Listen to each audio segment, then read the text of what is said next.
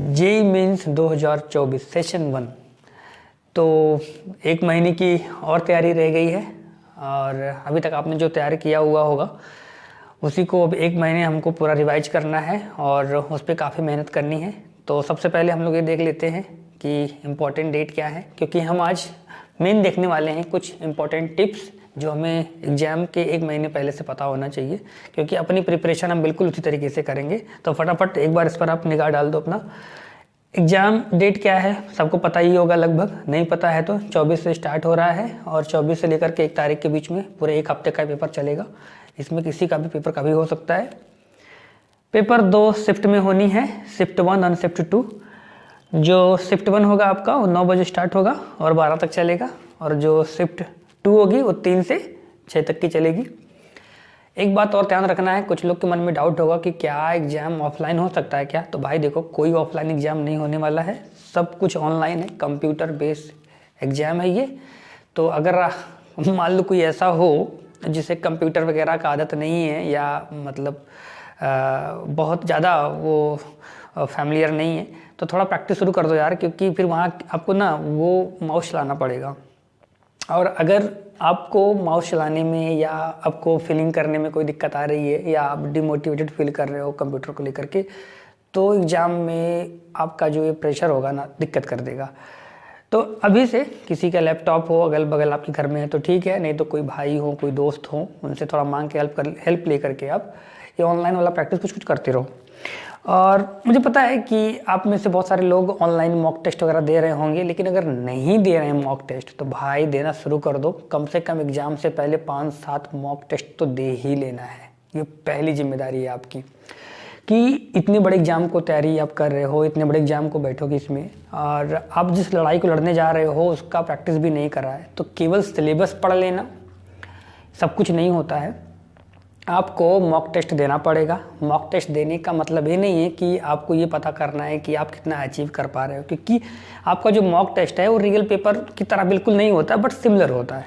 क्योंकि mock test अगर आप किसी भी कोचिंग का ज्वाइन करोगे तो थोड़ा उसका लेवल ज़्यादा ही होता है रियल एग्ज़ाम से। लेकिन हाँ, आपको एक रियल एग्ज़ाम का एक वो लुक दे देगा कि आपका रियल एग्ज़ाम होता कैसे है, कि आप 3 घंटे पेपर कितने का आपका देखो 3 घंटे का एग्ज़ाम है ना, तो आप 3 घंटे बैठ पाओगे कि नहीं बैठ पाओगे एक जगह पर। आपका जो फोकस है वो हो रहा है कि नहीं हो रहा है उस टाइम पर। और मैं तो आपको रिकमेंड करूँगा कि आप जब मॉक टेस्ट दो तो ये 9 से 12 के बीच में और 3 से 6 के बीच में ही दो। अभी एडमिट कार्ड आपका नहीं आया होगा, लेकिन जब आ जाता है तो एडमिट कार्ड आने के बाद आप अपने टाइम जो आपका शेड्यूल होगा, जो टाइम होगा आपका शिफ्ट 1 या शिफ्ट 2 जिसमें भी होगा आपका, उसी टाइम पे आपको मॉक टेस्ट देना है। इसलिए देना है क्योंकि आपकी जो बॉडी क्लॉक है ना वो उसी टाइम को अडॉप्ट कर लेगी। ये आपको लग रहा होगा कि ये इतना ज़्यादा इंपॉर्टेंट नहीं है, बट यस ये बहुत इंपॉर्टेंट है। जैसे मान लो कि आपको शाम के टाइम सोने की आदत है, ठीक है, आप अभी घर पे हो, आप पढ़ रहे हो और आप लगभग 2-2:30 बजे खाना खाते हो और आपको थोड़ी बड़ी नींद आती है, आप थोड़ा सो जाते हो या नहीं भी सो रहे हो तो आपको उस टाइम पे नींद जरूर हल्की फुल्की आती है, थोड़ी बॉडी में आलस आती है। तो ज़रा सोचो कि अगर आपका एग्ज़ाम उसी टाइम पर पड़ जाता है तो आपका क्या हाल होने वाला है एग्ज़ाम में, ठीक है।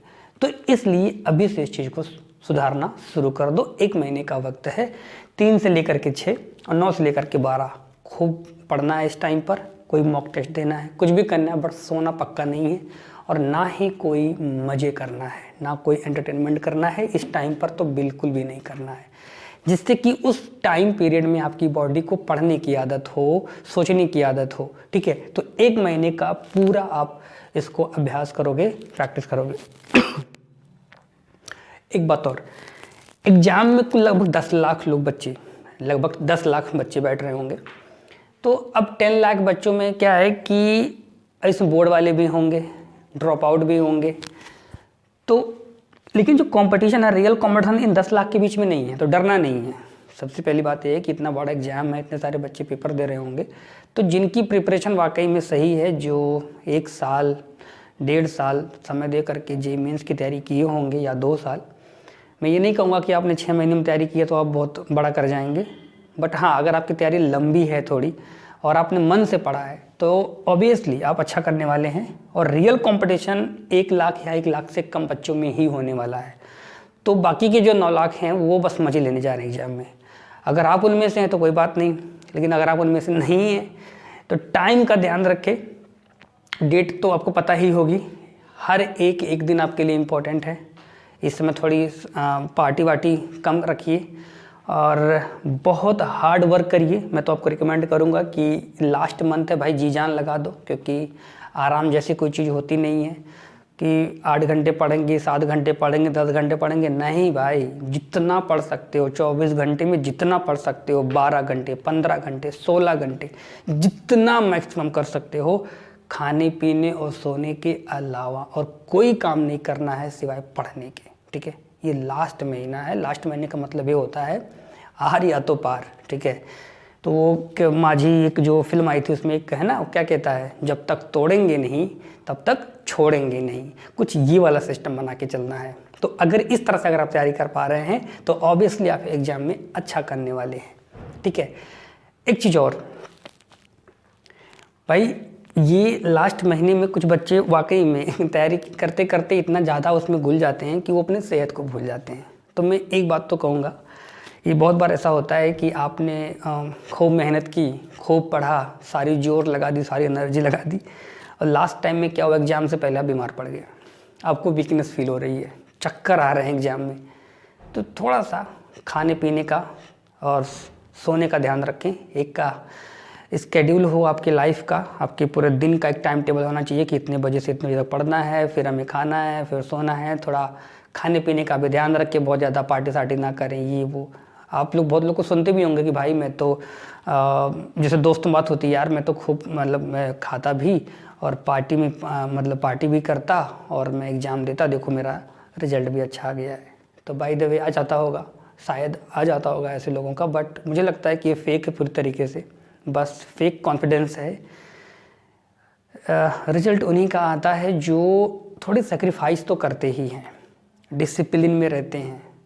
पार्टी को लेकर के हो गया, टहलने घूमने को लेकर हो गया, थोड़ा दोस्तों के साथ घूमना बंद कर दो, 1 महीने के लिए पैक हो जाओ भाई। जितना पढ़ा है तुमने पूरे 1 साल 1.5 साल में, उसको डट के रिवीजन करना है, मॉक टेस्ट सॉल्व करना है, प्रीवियस ईयर पेपर को खूब करना भाई। प्रीवियस ईयर पेपर को करना शुरू कर दो, कम से कम 5 साल 4 साल 3 साल की जितने कर सकते हो पेपर को सॉल्व करो, उसको एनालिसिस करो और देखो क्वेश्चन किस टॉपिक से अधिक क्वेश्चन आ रहे हैं। मैं हूँ या कोई और टीचर अगर आपको आके बता देता है कि भाई ये फला फला चैप्टर से इम्पोर्टेंट क्वेश्चन आते हैं और आप इसको पढ़ लो तो आपका ये नंबर आ जाएगा, बट ऐसा नहीं है, वो वेरिएशन होता रहता है। अब जो एग्ज़ाम जो कंडक्ट करवाती है, जो जिसने पेपर बनाया है, अब वो रैंडमली किस टॉपिक से क्वेश्चन उठाएंगे, कहाँ से कितना उठाएंगे, ये आपको प्रीवियस ईयर पेपर जब खुद करोगे ना तो आपको मालूम चल जाएगा। ठीक है, हाँ ये बात अलग है कि कुछ सेक्शन बहुत इंपॉर्टेंट है जिनसे क्वेश्चन तो आना ही आना है, तो भी आपको मालूम चल जाएगा। ठीक है, तो मेरा आपको बस सिंपल सा सजेशन ये है, किसी की बातों को माने बगैर आप सिंपल 4-5 सालों के क्वेश्चन पेपर को सॉल्व करें और एनालिसिस करें, क्वेश्चन को आइडेंटिफाई करें, किस टाइप का क्वेश्चन, कहाँ से क्वेश्चन, कितने क्वेश्चन पूछता है, उसका लेवल क्या है। अगर आप इतना करते हो पूरे 1 महीने तक तो आपका एग्ज़ाम डेफिनेटली गजब का होने वाला है। और आप एक दिमाग में, पहली बात ना, एक लास्ट और चीज़ कहूँगा, अभी से ना कुछ लोग के दिमाग में रिजल्ट चल रहे होंगे, मतलब एग्ज़ाम हुआ नहीं, तैयारी ठीक से अभी हुई नहीं, लेकिन कट ऑफ के बारे में खूब सर्च कर रहे होंगे कि कट ऑफ कितना जाएगा, इतना। तो सेशन 1 का कट ऑफ कैसा होगा, सेशन 1 आसान होता है, सेशन 2 आसान होता है, तमाम सारे क्वेश्चन आपके माइंड में चल रहे होंगे। तो दोस्त बस एक बात कहना चाहता हूँ, एक बात, ये कट ऑफ वट ऑफ ना ये छोड़ दो, पेपर होने के बाद आके सर्च करना कट ऑफ कितना जाएगा। अभी सबसे ज़्यादा कोशिश करना है कि जितना अधिक से अधिक पढ़ पाओ, जितना अधिक से अधिक क्वेश्चन को सॉल्व कर पाओ, और क्वेश्चन को सॉल्व करते वक्त आपकी स्ट्रेटेजी क्या होने वाली है, किस टाइप के क्वेश्चन आपसे जल्दी बन जाते हैं, कैसे क्वेश्चन को पिक करना है, कम टाइम पीरियड में क्वेश्चन को सॉल्व ज़्यादा कैसे करना, क्योंकि अधिक क्वेश्चन सॉल्व करोगे तो अधिक नंबर आएंगे। तो ये बात का ध्यान रखना है कि क्वेश्चन को ज़्यादा सॉल्व करना है, ऐसे क्वेश्चंस उठाने हैं जो आपके जो पढ़ा हुआ टॉपिक है जिसमें आप काफ़ी कंफर्टेबल हैं, वैसे टॉपिक को आपको उठाना है और उसको सॉल्व करना है। ठीक है, तो मैक्सिमम क्वेश्चन मैक्सिमम नंबर, ये कटा वटा भाई भूल जाओ, कोई फ़ायदा नहीं, टाइम वेस्ट कर रहे हो। सिंपल एक लास्ट महीना सब सारे थॉट्स को बंद कर दो, जो हुआ नहीं हुआ, गलत सही सब बंद कर दो।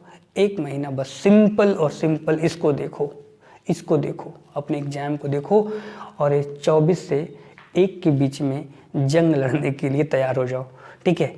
तो एक कुछ टिप्स थी और मिलते हैं नेक्स्ट वीडियो में।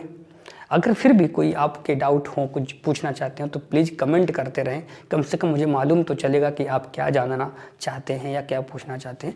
वीडियो को लाइक करें, शेयर करें, सब्सक्राइब करना ना भूलें। Thank you so much.